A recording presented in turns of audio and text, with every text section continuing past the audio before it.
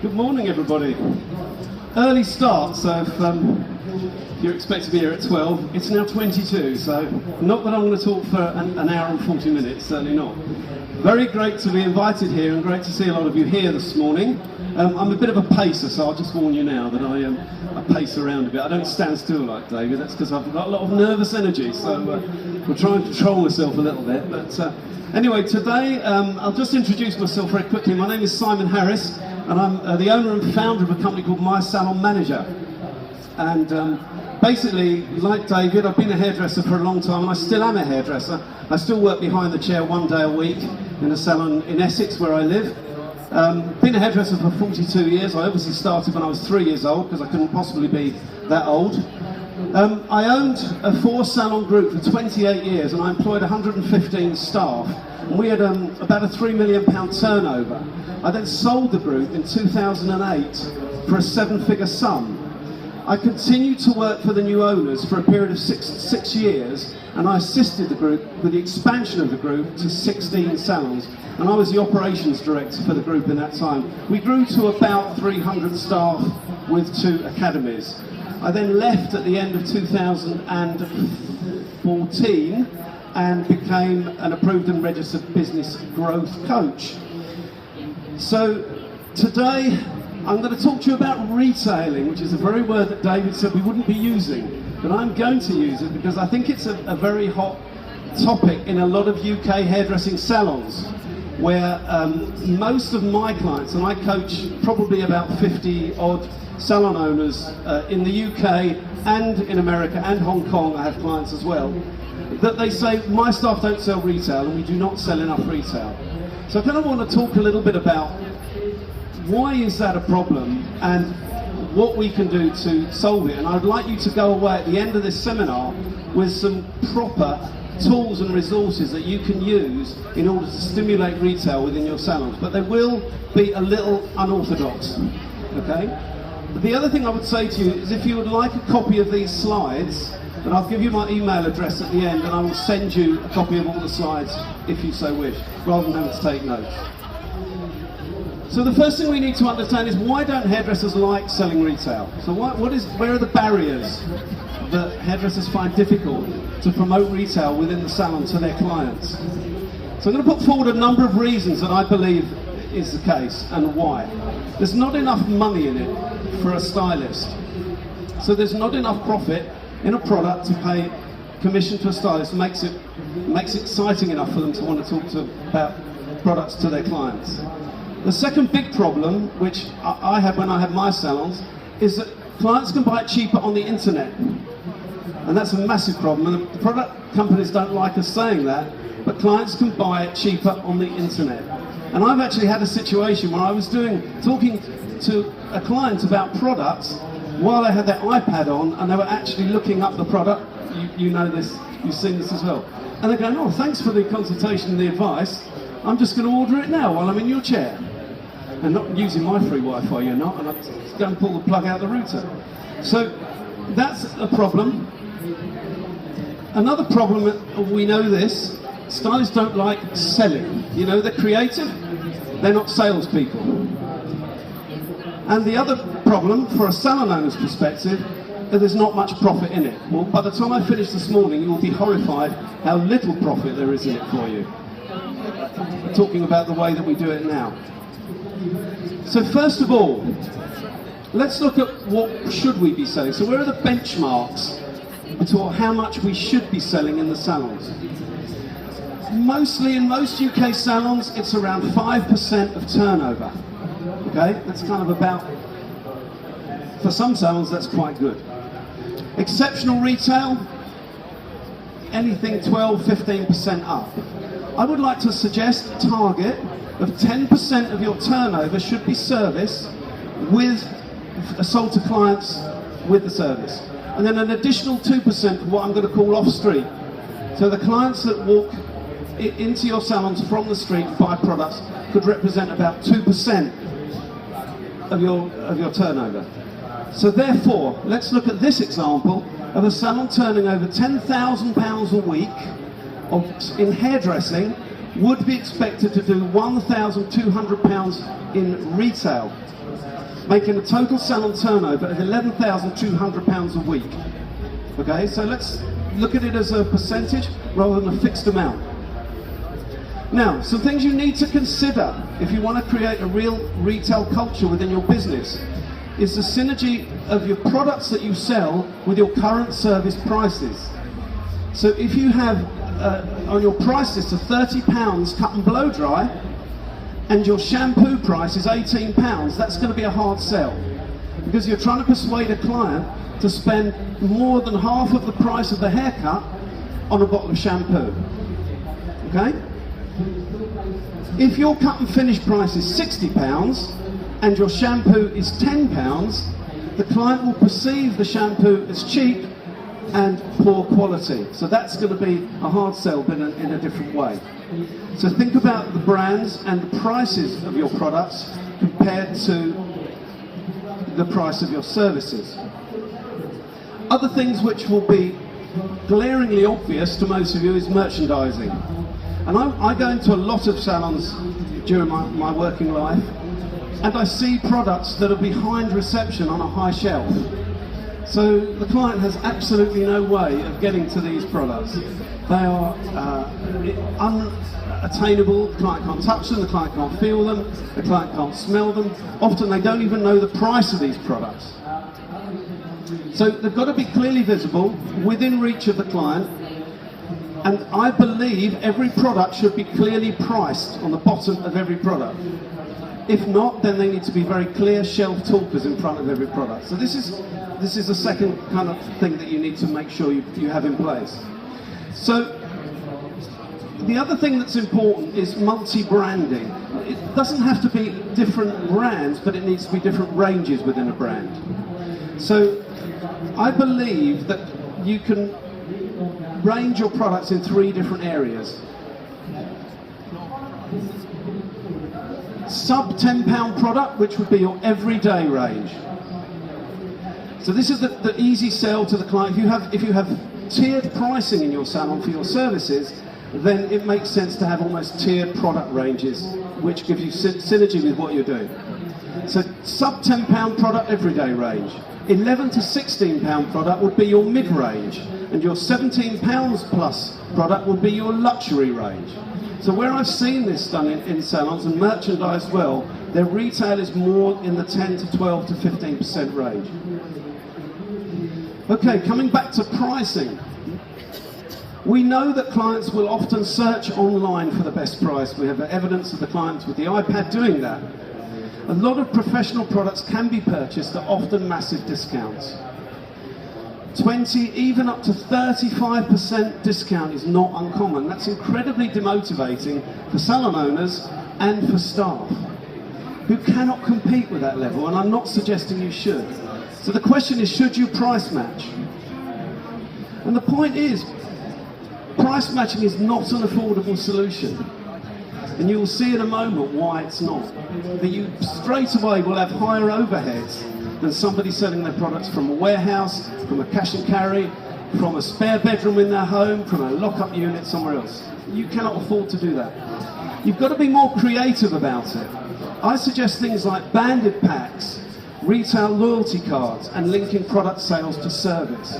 Now, I've done a lot of research with loyalty cards, and a lot of people think the benefits usually with loyalty cards are not very tangible, and our clients see through that. You think about things like the Tesco cards and the Waitrose cards. The benefits are minute compared to what you have to spend to get them. But I suggest something much more simple, much more effective, and much more powerful for your clients. And there's no design behind this, but it's just the idea I want to talk to you about. So a lot of the salons that I work with have used things called product loyalty cards. There are several key things I want you to understand about this that make the difference between a normal loyalty card. The first thing at the top you will see, it is only valid for 12 months from the date that you give it to the client. Now this is really important, and the reason for that is we reckon clients buy products 6 times a year. Okay? So clients buy products 6 times a year, which is every 2 months. So therefore, if you make the card have a time limit of 12 months, you will get the client buying 6 times a year from you. The second thing that's important is they have to buy 2 products to get a stamp, Okay, whether you do this electronically or with a good old little rubber stamp, it's entirely up to you. But the point is, 2 product purchases, 1 stamp. On the 3rd purchase of 2 products, that 2nd product is completely free of charge. You can make it the lowest price product, it really doesn't matter how you do it. But basically they buy 2 products every time. The 3rd time they buy these 2 products, one of the products is free. Okay? They buy 2 products, visit 4, 2 products, visit 5, 2 products, visit 6. Again, the 2nd product is free. So for the purchase of 12 products, you're giving away 2. In terms of discount terms, this only works out at around 15% over the course of a year. But because a client has bought 12 products from you, this is something you can afford to do. All right, so this is something you may want to consider doing. A lot of salons have done that, have seen their retail increase from around 4 to 5% to 9, 10s, 11%. So I've talked so far about ways of incentivizing clients to buy retail, okay? Because I think that's part of it, and that's the bit I've been talking about now. The next bit is really about how do we incentivize our staff to sell. And this is the very big question for me. Retail commission, do you pay it or do you not pay it? And that is for me a huge question, and one I've spent a lot of time on. And I researched this for a period of months for one of the product companies when I delivered a similar kind of seminar for their key clients. And what's happening right now in UK salons is typically retail commission is at around 10% of retail sales. So if a stylist sells £100 worth of product, they get a tenner. Or you might take the VAT off and pay them £8.30. So if a product sells for £16, less the VAT is £13.33, the commission will be £1.33. Now for me, £1.33 is not a life-changing sum of money to excite a stylist to recommend products. And that's one of the problems we have in the UK right now. What are the alternatives? So I know salons that say you've got to sell £100 a week minimum, which is around 7 products, and then you'll get a bigger percentage of everything sold over that figure. So if they sell 150, you might say, well, I'll give you 20% of the 50 quid. All right, so £10. Some people will say, we'll do £1 a product. Okay, so every product you sell will do £1 a product. Well, I think that's even worse. Because £1.33, I can get 10%, why would I now sell a product for £1? Okay, so we're working all the time on our stylists suddenly get very excited and selling 50 products a week, which they won't. They won't, okay? If you have a stylist that sells 50 products a week, then amazing. But it's the exception rather than the rule. So I'm now going to scare you with some numbers about the actual profit you're making on products. Let's take a shampoo that retails for £14. I don't know if this does or doesn't. Let's just say that this product sells for £14. If you're full VAT registered, you will be having to take the VAT off that when you sell it, and you will be selling it for £11.66. The cost of that generally, and I tend to believe that the average cost price of a product in UK salons now is about 56% of the ex-VAT price, if that makes sense. Which basically means if you're selling it for £14, you are paying £6.53 plus VAT for it. Which leaves you a margin of £5.13 on this bottle of shampoo. Okay? £5.13, so stay with that number. A styling product generally retails for more, so £16. You take off the VAT, you're selling it for £13.33. It's cost you £7.46, which is the 56% of the sale price. Your margin is £5.87, 44% profit. Now, this next slide I want you to really pay attention to, because this is what I believe should happen in UK salons. And I'm going to call it the 4-in-1 rule. And I think best practice is that for every product you use, you sell 4 of them. So for every product you use, you sell 4.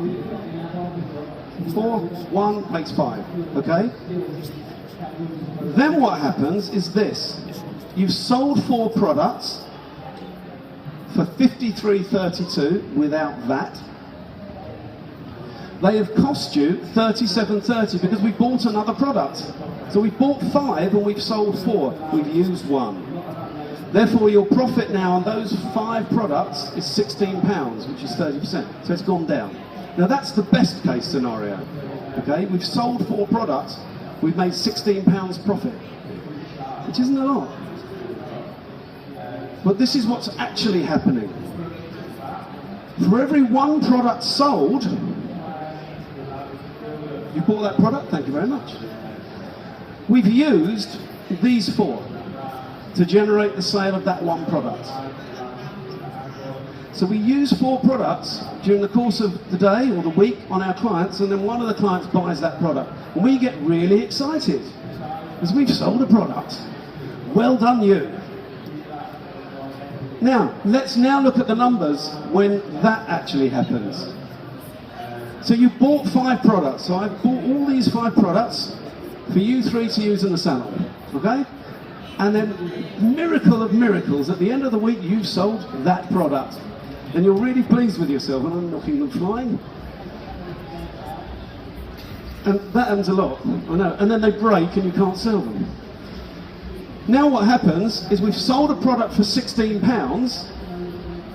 which means we've sold it for £13.33 because we've had to pay VAT. We've bought 5 products, which cost us £37.30, and we have lost nearly £24. Isn't that good business? Okay, so we've lost nearly £24 selling a product, and we're all pleased with ourselves.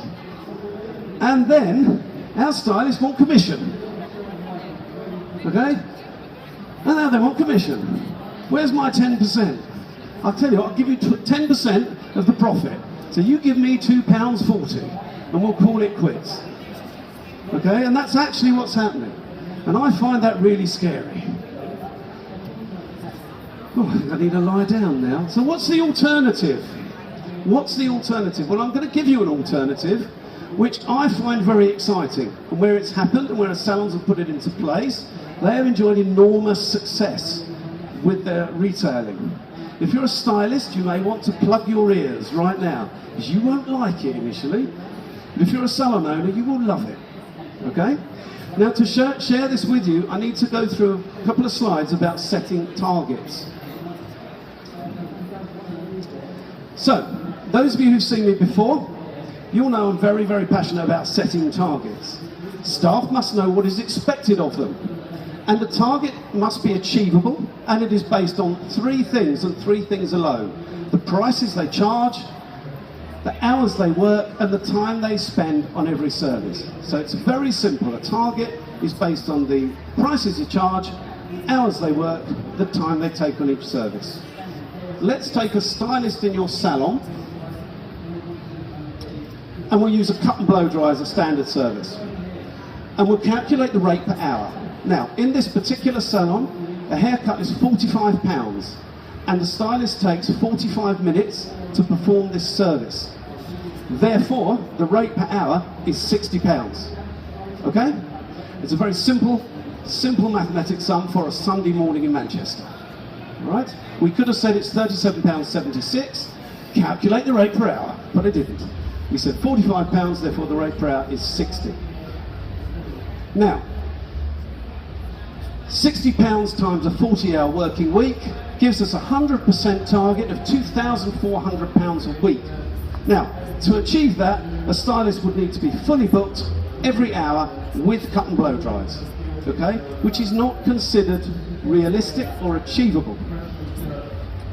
So we would suggest a 75% target, which is £1,800, okay? I think £1,800 on this price basis would be considered reasonable. So therefore, we have a service target of £1,800 a week. We could now apply a retail target of 10% on top, which is £180. Okay? If your prices are different, obviously your service target will be different, your retail target will be different.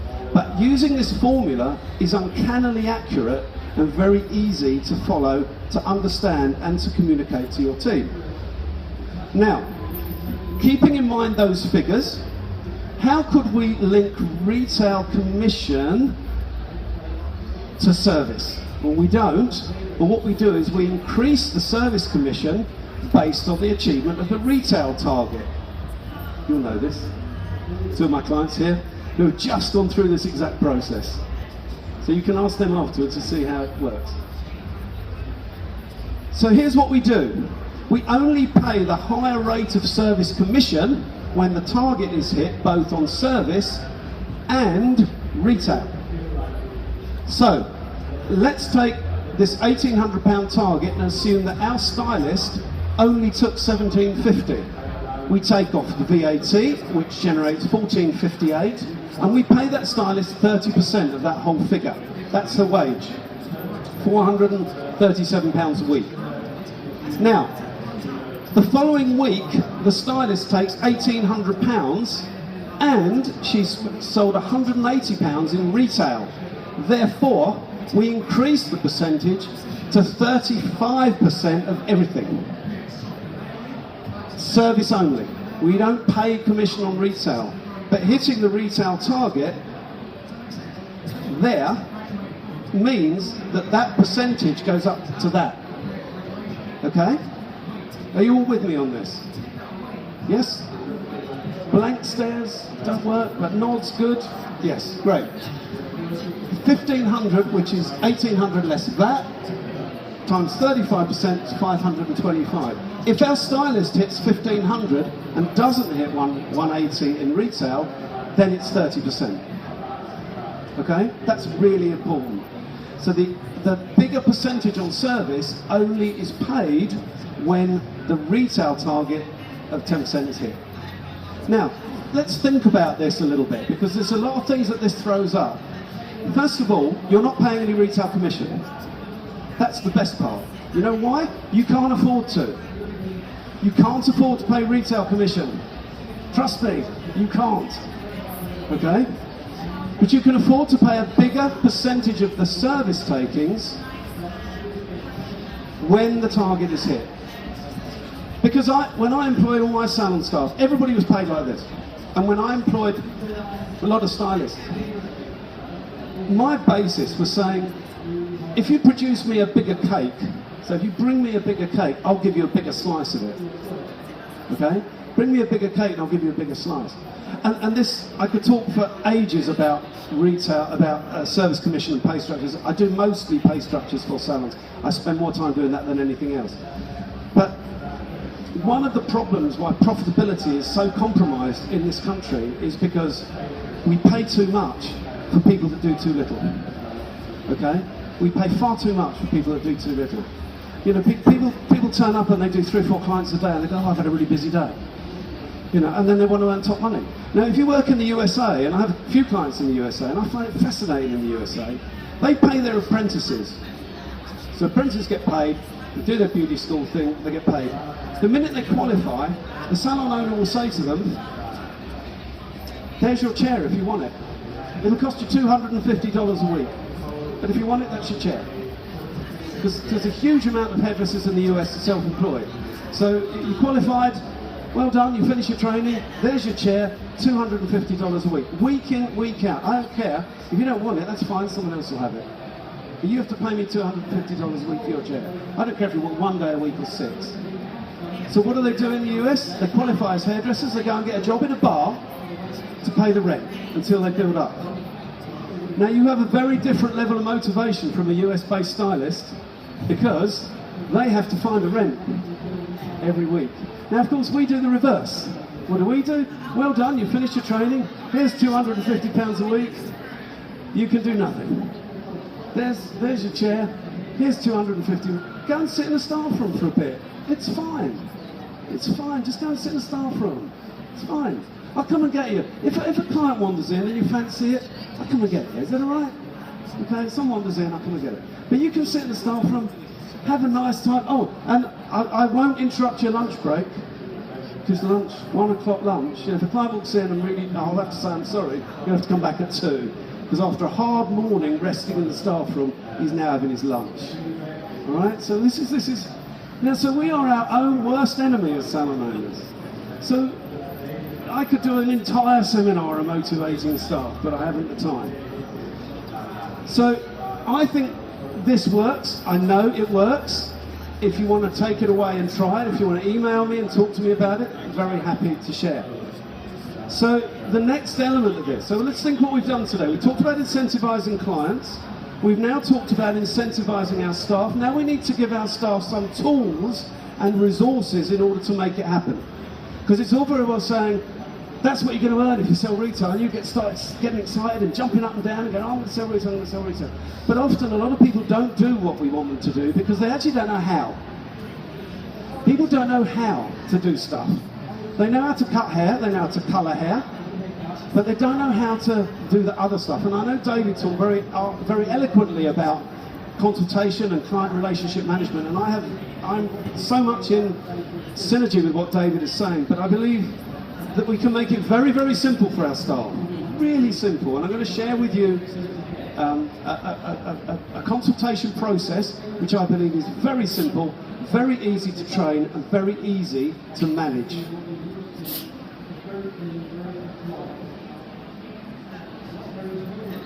We know this, 90% of retailing success is achieved through the consultation, something David said earlier.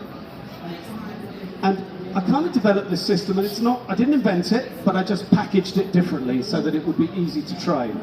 And it's 6 questions, just 6, no more, not 5, not 7, but 6.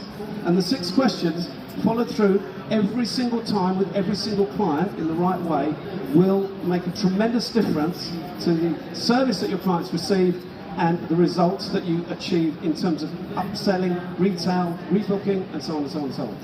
And the first question is always this one. Are you looking to change or maintain your look? Are you looking to change or maintain your look?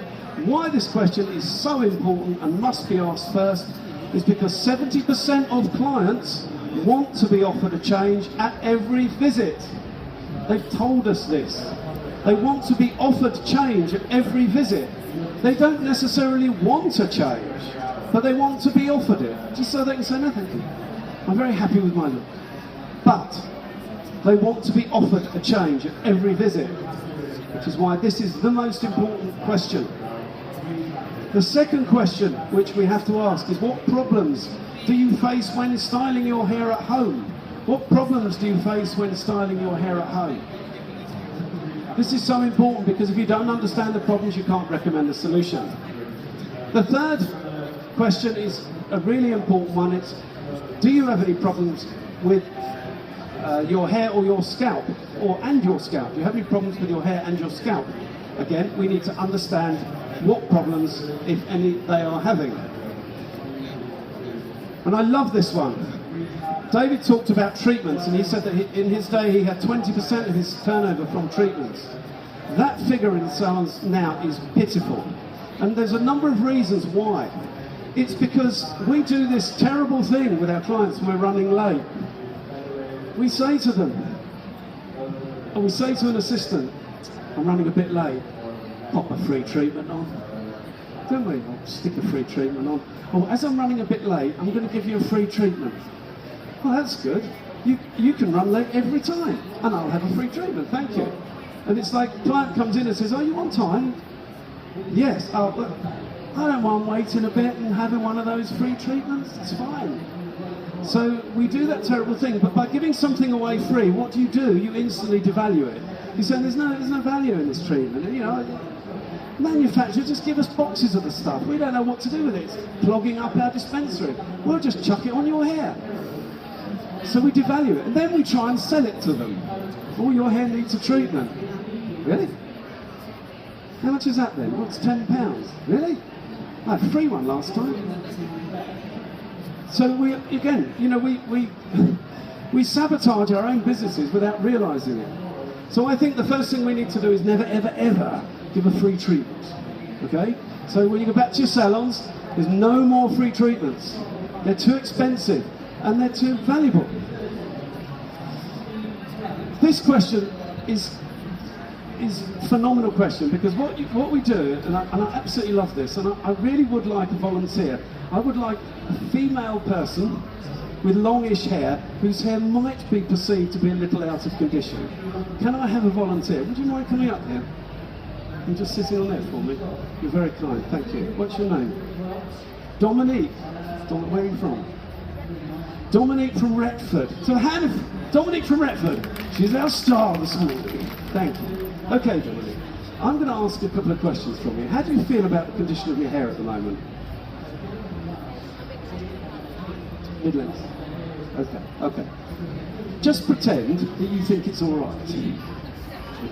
Okay.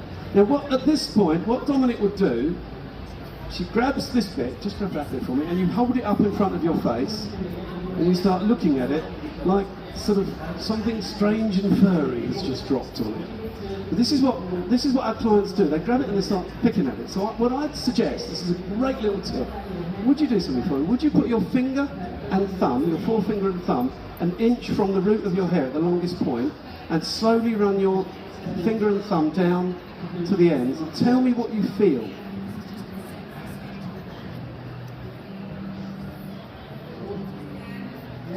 Knots, okay? Knots, not had knots. I've had rough, bobbly, dry, a bit, different, bit not very nice, all sorts of very odd things like that. I've not had knots. But maybe that's because we're up north. Maybe knots is a Retford thing. So, I would then say to Dominique, what you're experiencing is heat damage. You've already told me you use GHDs, and you told me that you use them a lot, and you told me that you have bleach on your hair. So we need to do a treatment today, and I'm going to then talk to you about some products you can use at home, which will further prevent your hair from damage. Would that be okay? Fantastic. Thank you very much. Dominique, everybody! She was very good, completely unprepared, not a plan. So, if that doesn't sell a treatment, and further home hair care, then I might as well give up and become a window cleaner. So that is a very, very good way of generating treatment sales. Okay. The other thing that I probably would have had in my consultation with Dominique, said, "Are you looking to change or maintain?" She said, "Well, actually, I'm growing it." Isn't it? Everyone's growing it? Oh, well, I'm not growing it because it's my sister's wedding and I'm a bridesmaid. So we've already got bleach, GHDs, dry, natural textured hair anyway, and she's growing it. So we need to do a treatment today, and I'll talk to you about some products that will further prevent your hair from breaking as you're growing it. All right? So the next question is, how do you feel about the colour of your hair at the moment? And at the moment's actually quite important, because people will feel different about their hair at different times during the year. So they will think, actually, it's feeling a bit, it's feeling a bit dry, or it's feeling a bit brassy, or it's feeling a bit dark, feeling a bit dull. They might want it a bit lighter in the summer, a bit toned down in the winter. They've just come back from holiday, it's a bit too light. So asking about how they feel about the colour of their hair at the moment is an important question. What products and tools are you currently using on your hair? What products and tools are you currently using on your hair? Now that question can go after the "do you have any problems with your hair and scalp?" It can go then, because if a client says, "Well, actually, yes, I've got very itchy scalp, I've got very floppy hair, I've got all sorts of problems," you may want to stick that question in at that point. But if they haven't, then you use that question at the end. Now, I don't often give guarantees, but I'm going to give you a guarantee, and you can take me to task if it doesn't work. If you and your team perform this consultation on every client, your retail will increase, your colour business will increase, and your treatment business will increase. There is no question that you will not see a benefit from doing this. And I could give you some tremendous examples where I've taught this in a salon in the morning and their retail has gone through the roof in the afternoon. One example was I did it in a salon in Southend, near where we are in Essex, and in the afternoon of that day that I did the training, they sold more retail in one afternoon they had done in the previous 3 weeks. I mean, it was from a fairly low base, but they actually sold more retail in one afternoon than they do in 3 weeks normally. Another example was a guy who was a really good retailer already, and I trained this on a Thursday morning, and this was a salon manager. On the Thursday afternoon, the Friday and Saturday, he sold a month's worth of retail. in 2.5 days. So you see amazing results with this process. The key to this process is the word consistency. Clients hate inconsistency. Clients want the same thing in terms of the level of service every time. They don't like it to be good one time and not the next. So if you start doing this, you can't stop it, and you can't let your staff stop it. Any question?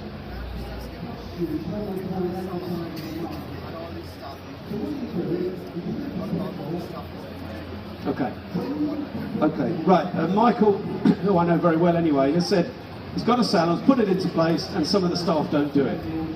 Okay, so it's about, it comes down to another presentation which I haven't got, which is called Why People Don't Do What We Want to Do. It's kind of the secret of motivation, really, and there are 7 reasons. One of the reasons they don't know why, what's the point, why should we? The second reason is they don't know exactly what to do. Well, this is what to do. And they don't know how, or I'll train you how to do it. And there's no reward for doing it. Okay, so there's no reward for doing it. Well, there is a reward, because we're now linking, and we know this in Michael and Alan's salon, we link service commission to retail sales. So then you have to go down the coaching route. So you actually have to coach them in order to say, well, this is actually what you need to do, and I'm going to get you to work next to me, and we are going to have some intensive training and role playing, and people will get the message eventually. Failing that, I suggest a damn good thrashing. Okay, worked for me. All right, a damn good thrashing if nothing else worked. But it's about the level of consistency, and it's the same as if you tell people how to do a blow dry and they start blow drying badly. What do? You deal with it. It's a performance issue. The problem is, in the UK salons, we dealt with retail as something completely separate and nothing to do with our job. We have to make it part of our job, and we have to create a retail culture. Okay, so here are the 6 questions. And the reason I put this up like this, and if you email me for the slides, you will get all this anyway, is when you're launching this process in your salons to your staff, they will say, well, I don't like the word maintain, it's not a word I'd use, and I get that. So you could say, okay, give me your version of it. So give people the opportunity to write their own version of the questions on the right-hand side of the form, all right? Give people the opportunity to say it in their own language. I'm comfortable saying changing and maintaining, but not everybody is. So they might say, well, do you fancy a change today, or do you want to have the same as you've had for a while? So that's could be kind of printed off and used in your team meeting. Now, continuing the idea of creating a retail culture, you have to build this in and share the feedback and share the results with your team at every team meeting. And every time you sit with your team as a team or individually, talk about their retail results. Okay? Go into the specifics about how many units they've sold, how much it is on the previous week, but talk about units of shampoo, don't talk percentages. We know that hairdressers, without patronising anybody, we know that the average hairdresser doesn't find percentages very exciting, okay? I love them. I love a spreadsheet, but we know the average hairdresser doesn't like percentages. But you talk in numbers of shampoos. So it's like you did 24 clients last week, you sold 15 products. You sold to so many of your clients bought products, okay? Now, this is something I want to throw in at the end here, which is all about how to run a great team meeting. So, team meetings in a lot of salons are pretty disastrous. If you're a salon owner and you run them, and you get to the end of it and you think, that didn't really go as well as I liked. It could be the structure that you're using in your team meeting. So, I developed a system called Celebrate, Communicate and Educate for running successful team meetings. And basically, what you do is you split your team meeting into 3 distinct sections. The first section is called Celebrate, where you find some element to celebrate with your team. It could be that Michael's got promotion, it could be that Alan did his best week ever, it could be something personal like Dominique's just got married and everybody's so pleased for her, or so-and-so's just had twins, or whatever it is. You use some element of celebration to get everybody in the right frame of mind for the meeting.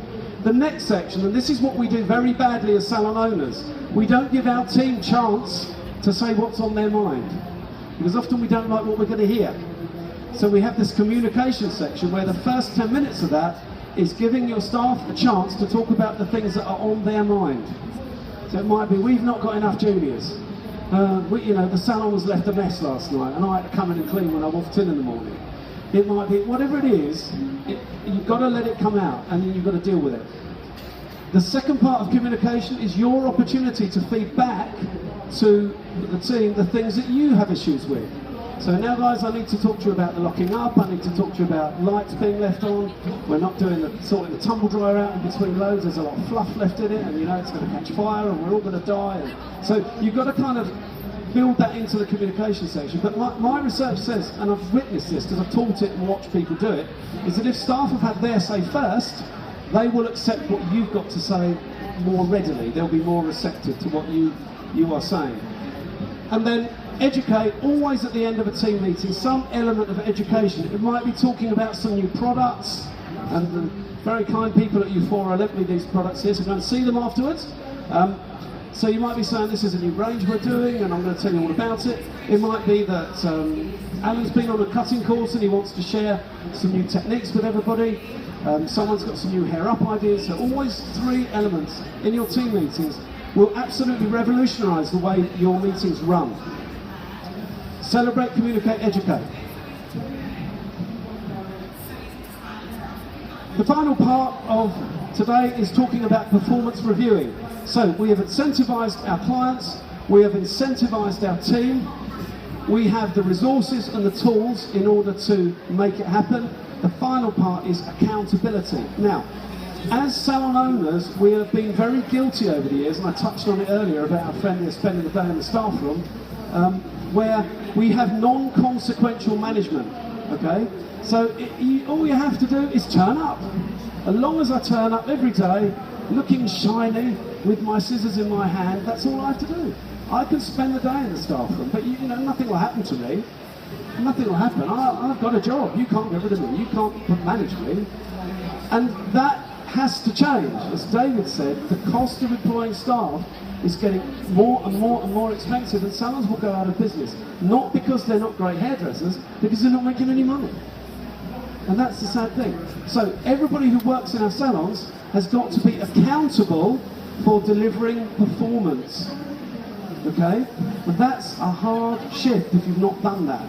If you have a salon where it's okay to turn up, then you're going to struggle to start to put this in place, but it can be done. And it's basically setting targets, agreeing that that's an achievable target for you, and then managing you against that target. And it has to be done consistently. And I say this about a lot.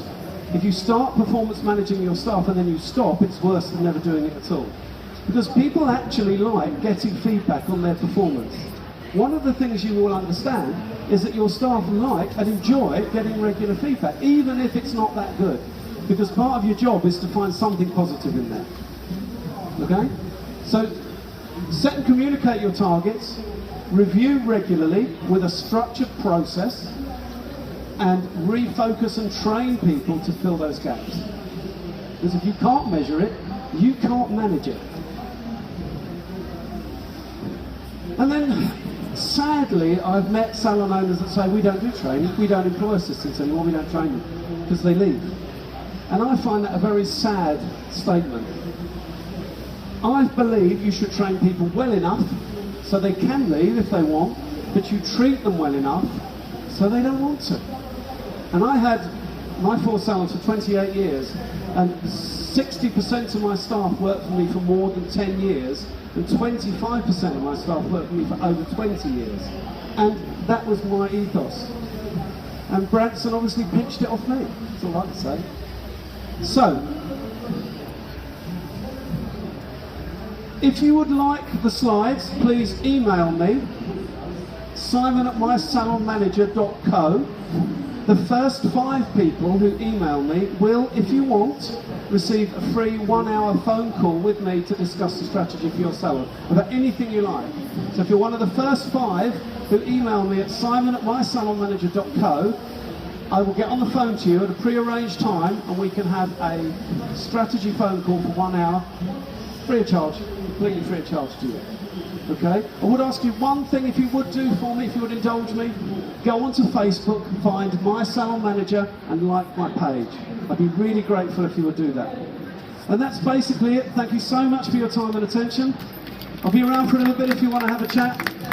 Thank you very much. Ladies and gentlemen, if you want to ask any questions, I can come round with the microphone and Simon will be happy to answer them. So if anyone got any questions, just pop your hand up and I'll come to you with the mic and you can ask the man, because we're a little bit ahead of our schedule. Not Simon's fault, but we are running a bit ahead of time. I finished early, he started early, so we've got some time to kill. So any questions on what you heard this morning, please? No? All happy? Okay, not a problem. Thank you very much indeed. Lee Stafford will be interviewed. Fantastic hairdressers, got a great journey to share with you. 12 o'clock, Mr. Lee Stafford on the business stage. Please be here. Thank you very much indeed.